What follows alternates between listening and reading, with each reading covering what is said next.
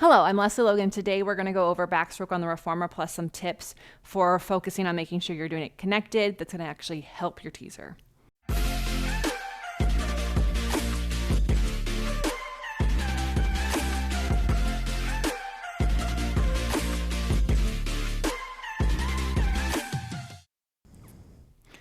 So this video is for our reformer deck of flashcards. So if you already have the reformer deck and that's why you're here, thank you so much. I'm so glad you're using them. If you have any questions, pop them in the comments, right?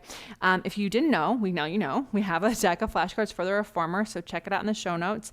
The backstroke exercise is one of my favorites, and it's also when I see a ton of things not set up right. So first of all, be really mindful of how, if you have a really tall box, it's going to be a little different. And also your straps, if they're too short, it's going to feel like you're being pulled backwards. You really do want your hips at the very, very edge, like almost off. So you have to literally learn how to support your own pelvis midair, because that's what's going to help you take yourself upside down, right? So 2 springs should be on. And what you want to do is, without pulling on the springs, grab the handles behind you, okay? Then I come and I literally sit down without using my hands. See how the carriage didn't move at all? Then I can slide down and get myself all the way to the edge, all right? And then I'm here and I will even double check. And I'm like, okay, yeah, I'm at the edge. Like even a little bit off would be fine. Now, carriage is still closed when I put my fist over my forehead. This is shave, y'all. It's just the same thing as shave. Heels together, toes apart. And then we're going to go arms and legs up with the chest still up. My chest did not get to drop. Carriage didn't even move yet. Arms and legs open. Carriage still hasn't moved.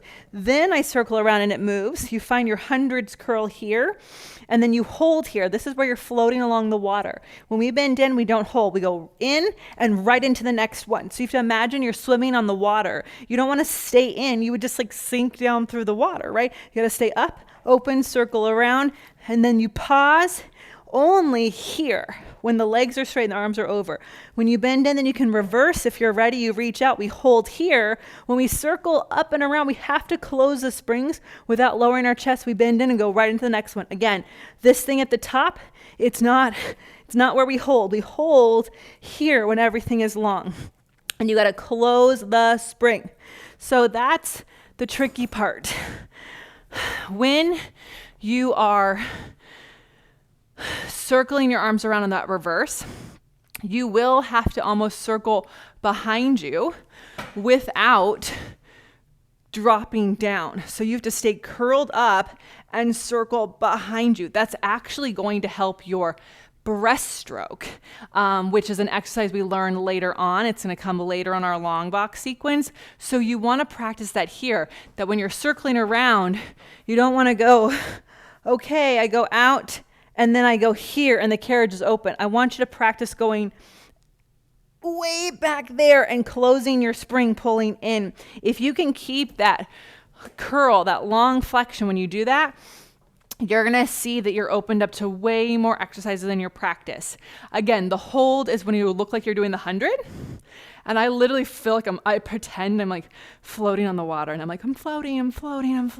Pull in and next stroke.